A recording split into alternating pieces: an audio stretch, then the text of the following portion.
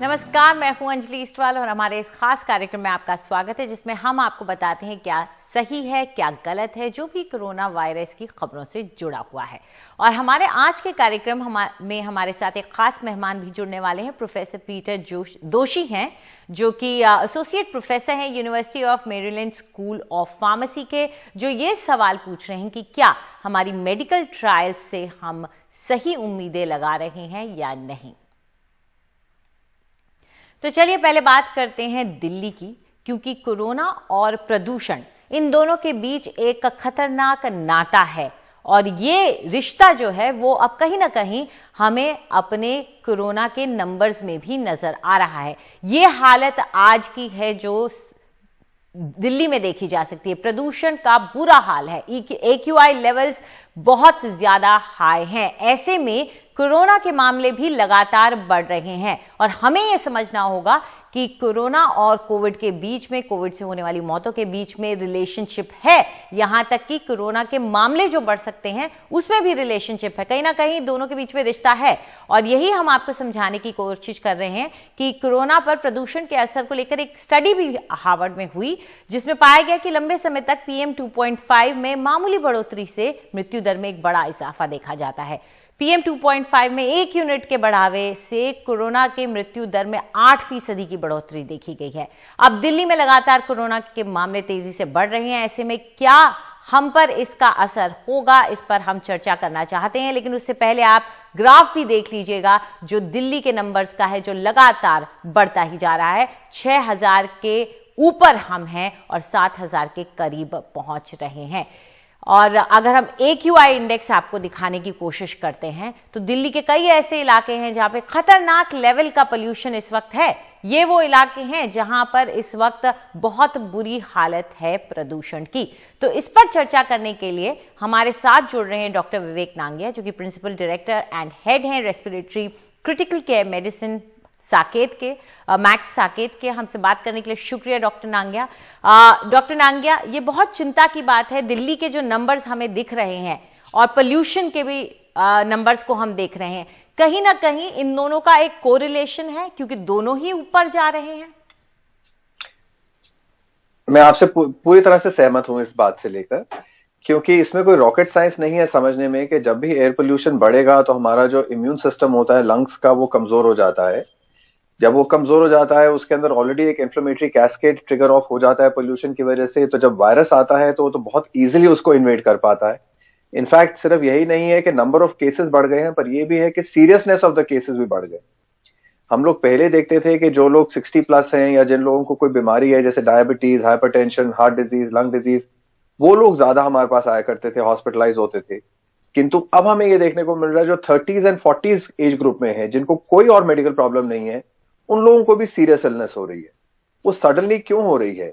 इसके सिर्फ दो ही कारण हो सकते हैं, या तो एयर पोल्यूशन की वजह से, या फिर इसलिए कि अभी अनलॉक फेज में है, इन लोगों ने बाहर निकलना शुरू कर दिया है। पर अगेन, बाहर निकलना शुरू कर दिया तो फिर बाहर ज्यादा एक्सपोजर हो रहा है इनका पोल्यूशन के साथ, इस वजह से प्रॉब्ली ये केसेस बढ़ रही हैं। सो एक डायरेक्ट लिंक देखा गया है। कुछ स्टडीज ने तो ये भी देखा गया है कि जब एयर पोल्यूशन बढ़ता है तो नंबर ऑफ केस में 15 से 20% तक का इजाफा हो जाता है। सो एयर पोल्यूशन से काफी हानियां हमें होती हैं दो प्रकार से। एक प्रकार जैसे मैंने आपको समझाया कि लंग की इन्फ्लेमेशन, लंग के अंदर एक इन्फ्लेमेटरी कैस्केड ट्रिगर ऑफ हो जाता है।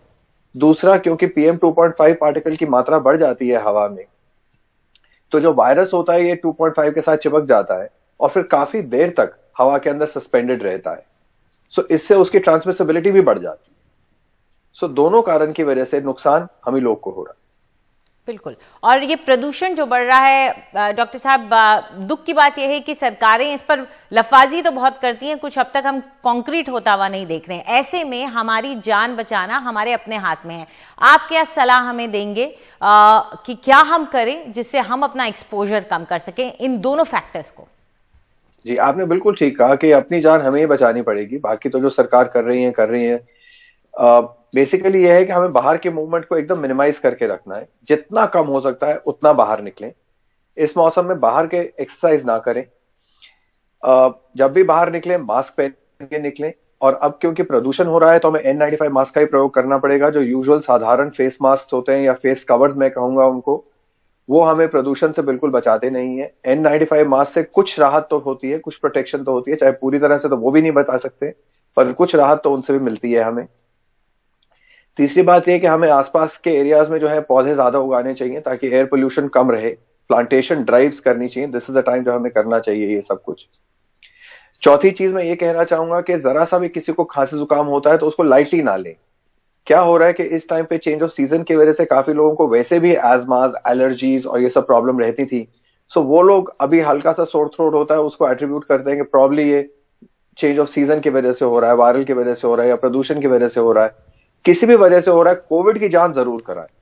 क्या हो रहा है अब कि जो लोग इनिशियली इग्नोर कर देते हैं, लेट स्टेज में हमारे पास आते हैं तो हमारे लिए भी बहुत मुश्किल होता है उनको ट्रीट करना। जल्दी जांच होगी, जल्दी डायग्नोसिस होगा, जल्दी ट्रीटमेंट शुरू होगा तो उससे काफी फायदा होगा। बिल्कुल। शुक्रिया डॉक्टर साहब, आपने बताया कि किस तरीके से इससे निपटा जाए। तो सबसे अहम तो मुझे जो लगता है वो यही है कि आप घर से जितना कम हो उतना बाहर निकले, क्योंकि इससे आपको दोनों चीजों से खतरा कम रहेगा, प्रदूषण से भी और कोरोना वायरस से भी। चलिए अब हम एक अहम बात पर अब फोकस करते हैं, जो कि क्या हमारे यहाँ जितनी भी क्लिनिकल ट्रायल्स हो रही हैं, चाहे वो वैक्सीन से जुड़ी हो रही हो या मेडिसिन को लेकर हो रही हो, क्या उनमें सही सवाल पूछे जा रहे हैं। दरअसल प्रोफेसर पीटर दोशी हैं जो कि एडिटर हैं, एसोसिएट एडिटर हैं द BMJ के, जो कि एक मेडिकल जर्नल है। वो ये कहते हैं कि नहीं, शायद हम लोगों की उम्मीदें जो हैं इन ट्रायल से वो कुछ ज्यादा ही हैं। वो हमारे साथ जुड़ गए हैं इस वक्त हमारे सवालों के जवाब देने के लिए। शुक्रिया हमसे बात करने के लिए आपका प्रोफेसर दोशी। सबसे पहले तो यही जानना चाहेंगे कि आपने ये जो स्टडी की है, ये जो आर्टिकल आपने खासतौर पर लिखा है, इसके जरिए आप क्या कहना चाह रहे हैं? ज्यादातर लोग ये मान लेते हैं कि वैक्सीन विकसित करने की प्रक्रिया और क्लिनिकल ट्रायल में ये जांचा जाता है कि क्या वो जान बचाएगी, अस्पताल में भर्ती होने की दर को कम करेगी और गंभीर बीमारी होने से रोकेगी। लेकिन ये ट्रायल इन सवालों के जवाब नहीं ढूंढ रही है। मुझे लगता है कि लोग जो सोचते हैं और जो हकीकत है वो अलग है। तो अगर हकीकत अलग है और ऐसा है तो क्या हम लोगों को अपनी खुद की जो एक्सपेक्टेशंस है या उम्मीदें हैं वो कम कर लेनी चाहिए इन ट्रायल से? हमें इन ट्रायल से बड़ी उम्मीदें होनी चाहिए थी, लेकिन हमें अच्छी सबूतों की जरूरत है। हमें इस उम्मीद को जरूर थोड़ा कम करना होगा कि ये वैक्सीन अब इस मर्ज का पूरा समाधान होगी और ये वैक्सीन एक बेहतरीन प्रोडक्ट होगी। ये एक गुंजाइश है, लेकिन इसकी कोई गारंटी नहीं है। ऐसा मेडिकल प्रोडक्ट को विकसित करते हुए होता है तो आप पहली बार में या दूसरी बार में एक बेहतरीन प्रोडक्ट नहीं पाते हैं। इसीलिए हमें सारी उम्मीदें इस एक वैक्सीन पर ही नहीं लगा देनी चाहिए। चलिए, तो फिर अगर सवाल हम सही नहीं पूछ रहे हैं या फाइंडिंग सही नहीं की जा रही है, तो फिर कौन से ऐसे सवाल हैं जो पूछे जाने चाहिए अब? मेरा मानना है कि वैक्सीन क्या करेगी और क्या नहीं करेगी इसका अनुमान लगाना सही नहीं होगा। मेरा सवाल ये है कि हम इन वैक्सीन ट्रायल में क्या सवाल पूछ रहे हैं। अगर हम लैब में कुछ बना रहे हैं तो हम कह सकते हैं कि वो अच्छा है, लेकिन उसका सही टेस्ट होना ज़रूरी है। जैसे कि क्या ये वैक्सीन गंभीर बीमारी को कम कर सकती है। सार्वजनिक स्वास्थ्य के क्षेत्र में यही हमारा सबसे बड़ा लक्ष्य होता है। हम अस्पताल में आने वाले लोगों की संख्या कम करना चाहते हैं और हम मौत कम करना चाहते हैं। तो जो भी वैक्सीन आए उसमें ये जांचें कि क्या वो ये सब कर सकती हैं। बिल्कुल, तो वैक्सीन का इंतजार भले ही हम कर रहे हों, लेकिन उससे बहुत ज्यादा उम्मीद रखना भी बहुत सही नहीं है। शुक्रिया हमारे साथ बात करने के लिए प्रोफेसर आपका। फिलहाल हम एक छोटा सा ब्रेक लेंगे। ब्रेक के बाद जानेंगे आपके भेजे हुए सवालों के जवाब।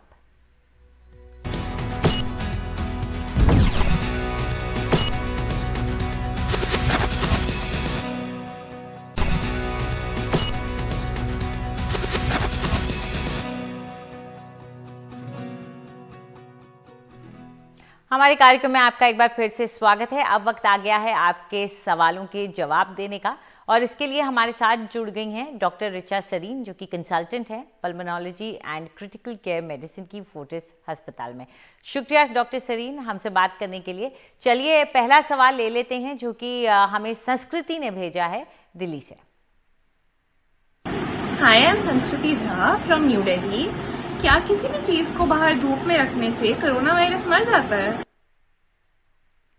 डॉक्टर। संस्कृति, इसके पीछे का लॉजिक धूप नहीं है, इसके पीछे का लॉजिक चीज को बिना टच करे रखने से है। कोरोना वायरस अगर हीट की बात करें तो 53 डिग्रीज के ऊपर की हीट से मरता है, जो कि धूप नॉर्मली इतना टेम्परेचर नहीं होता है। बट सर्फेसेस में अगर हम देखें तो फ्यू आवर्स से लेके फ्यू डेज तक कोरोना वायरस सर्फेसेस के ऊपर रहता है। इसमें से मैक्सिमम वो प्लास्टिक और स्टील के ऊपर रहता है। जो ये कॉन्सेप्ट है चीज को बाहर रखने का, वो ये है कि अगर आप उसको अनटच रखते हैं at least 48 to 72 hours, so there is a high probability कि उसके सरफेस पे अगर कोई कोरोना वायरस है तो वो किल हो जाएगा। उसका ऑल्टरनेटिव ये है कि you can always clean the surfaces with a sanitizer which has a 70% से ज्यादा जिसका अल्कोहल कंटेंट हो, या फिर 1% सोडियम हाइपोक्लोराइड सोल्यूशन से भी आप उसको क्लीन कर सकते हैं। बट ये धूप में रखने से कोरोना वायरस मर जाएगा, ऐसे नहीं होता है। डॉक्टर सरीन, कई लोग जो ड्राई ग्रोसरीज लेकर आते हैं, जो शेल्फ लाइफ जिसकी ज्यादा हो, उसको भी वो कुछ वक्त के लिए बाहर छोड़ देते हैं। अगर वो थोड़ा लेजी हो, नहीं सफाई करना चाहते, तो आप कितना टाइम बोलेंगे कि छोड़ें उससे पहले कि उसका इस्तेमाल करना शुरू करें? So I think 72 hours is a good time, क्योंकि मोस्ट सर्फेसेस पे वैसे भी अभी तो जैसे जैसे नए स्टडीज आ रहे हैं, फोमाइट्स के थ्रू, मतलब जो सरफेस के थ्रू कोरोना वायरस स्प्रेड होता है उसका चांस बहुत कम होता है एज कम्पेयर टू एरोजॉल्स और person to person transmission. So most surfaces को अगर आप 72 आवर्स के लिए छोड़ देंगे, देन आप रीजनेबली श्योर हो सकते हैं कि उसके ऊपर से कोरोना वायरस हैज डाइड। ठीक है, चलिए अगला सवाल ले लेते हैं जो कि हमें प्रत्युष ने भेजा है। हेलो, मेरा नाम प्रत्युष है। मेरा प्रश्न ये है कि सलून और पार्लर जाते वक्त अब वहाँ के लोग पहले जैसी सावधानियां नहीं बरत रहे हैं, ना ही वह अपने हैंड्स को सैनिटाइजर से धो रहे हैं, और ना ही वह सोशल डिस्टेंसिंग का पालन कर रहे हैं। ऐसे में हमें वहाँ जाते वक्त कैसी सावधानियां बरतनी चाहिए और अपने आप को संक्रमण से कैसे बचाना चाहिए, प्लीज बताइए। डॉक्टर, कई लोगों ने जब शुरुआत की अपने बिजनेसेस की लॉकडाउन के बाद तो बहुत ज्यादा वो सतर्क थे, लेकिन अब कई जगह हम ढिलाई देख रहे हैं। ढिलाई दो तरफ से हो रही है, I absolutely agree with you.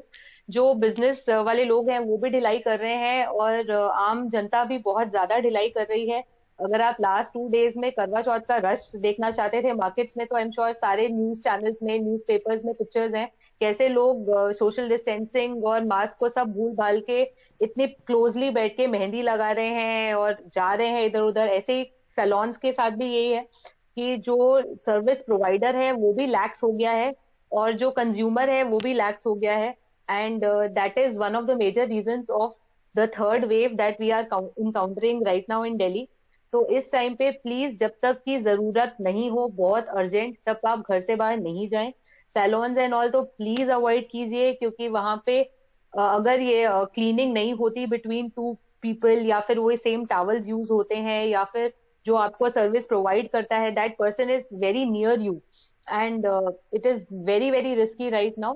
तो डेफिनेटली दोनों साइड से ही हमको अपने एफर्ट स्टेप अप करने होंगे। The service providers also, again जो उनकी फिक्स गाइडलाइंस जो गवर्नमेंट ने उनको दी है कि उनको कैसे सैनिटाइजेशन मेंटेन करना है, कैसे सोशल डिस्टेंसिंग करनी है, कैसे जो सर्विस प्रोवाइडर है उसको मास्क, शील्ड, पीपी वगैरह पहनना है, वो सब स्ट्रिंजेंटली फॉलो होना चाहिए। लेकिन हम अपनी केयर तो अपने आप से कर सकते हैं, that is in our hands. दूसरा आदमी क्या करता है that we can not control. तो हमें अभी like Diwali is also coming up, so I really want to request to people that please take care of yourself and your families. This is not the time to go out. इस time पे air pollution और changing weather के वजह से वैसे ही corona virus के cases बहुत बढ़ रहे हैं। बिल्कुल, हम भी यही कहना चाहेंगे कि ख्याल रखें, क्योंकि अभी वक्त ऐसा है कि कई लोग लापरवाही बरत रहे हैं। बहुत बहुत शुक्रिया आपका हमारे साथ जुड़ने के लिए। तो हमारे आज के कार्यक्रम में इतना ही। जाते जाते एक बार फिर से याद दिलाते जा रहे हैं कि मास्क जरूर पहने बाहर जाते वक्त। फिलहाल हमारे कार्यक्रम में इतना ही। नमस्कार।